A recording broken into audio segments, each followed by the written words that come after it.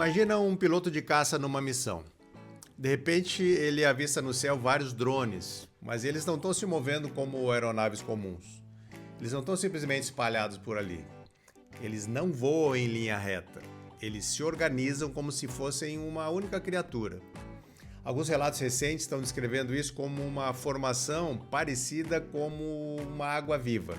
Uma estrutura maior em cima, com os elementos menores se movendo embaixo, como se fossem tentáculos. Vale dizer, nem todos os detalhes desse episódio foram confirmados ainda. Mas a imagem, mesmo como possibilidade, ela já é suficiente para a gente parar e pensar. Porque ela revela uma pergunta fascinante. E se o futuro da tecnologia não estiver em construir máquinas mais fortes, mas em construir máquinas que aprendam com a natureza? Existe uma área inteira da ciência dedicada exatamente a isso. E ela tem um nome: biomimética. Durante muito tempo a gente tentou construir máquinas maiores, mais rápidas, mais potentes, mais destrutivas. Mas a natureza quase nunca resolve os problemas apenas pela força. Ela resolve pela organização. A formação daqueles drones lembrava uma água viva. Mas o princípio por trás dela se parece muito mais com aquilo que a gente vê em um cardume ou um bando de pássaros. Nenhum peixe está dando ordens ali. Nenhuma ave está controlando o grupo. E ainda assim, milhares de indivíduos mudam de direção praticamente ao mesmo tempo. A inteligência não está numa única parte, ela emerge das relações entre essas partes. Talvez seja exatamente isso que os enxames de drones estejam tentando copiar. Não a aparência da natureza, mas os seus princípios: coordenação, adaptação, cooperação, inteligência distribuída. E, curiosamente, o que a gente vê é exatamente o mesmo princípio em um lugar onde quase ninguém pensa em biomimética: no futebol. Toda a Copa do Mundo repete o mesmo mistério.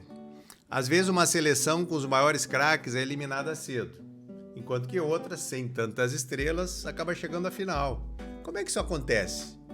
A gente considera que o futebol não é apenas a soma dos 11 jogadores, é a qualidade da relação entre eles. Um atacante ele abre espaço para o outro, um volante cobre o lateral, a defesa sobe ao mesmo tempo, o goleiro reorganiza o seu posicionamento o tempo todo, o meio-campo pressiona em bloco. Quando tudo funciona, o time parece pensar como um único organismo. Nenhum jogador controla tudo, mas a organização das relações produz um desempenho que nenhum deles conseguiria gerar isso sozinho. E é exatamente esse princípio observado na natureza. E talvez seja também o princípio por trás do nosso próprio comportamento. A gente costuma acreditar que as nossas ações nascem de uma coisa isolada chamada vontade ou desejo, como se cada comportamento surgisse apenas de uma decisão interna. Mas a análise do comportamento propõe uma pergunta diferente. O psicólogo Skinner, ele nos ensinou que para compreender um comportamento não basta somente olhar para a pessoa. É preciso olhar para a relação entre a pessoa e o ambiente. O comportamento ele não aparece no vazio. Ele emerge da interação entre a nossa história de aprendizagem, os estímulos que estão presentes e as consequências que moldaram aquele repertório ao longo da nossa vida.